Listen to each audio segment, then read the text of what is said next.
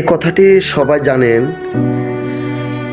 মায়ের দুধে যদি মন না ভরে, পিসির দুধে কখনো মন ভরে না।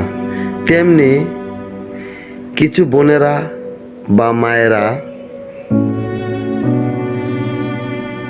নিজে বাচ্চা জন্ম না দিতে পারলে পরের বাচ্চা ভাড়া নেওয়া বা দত্তক নেওয়া বা পালিত নেওয়া, সে বাচ্চা দিয়ে কোনোদিনও মন ভরবেন না।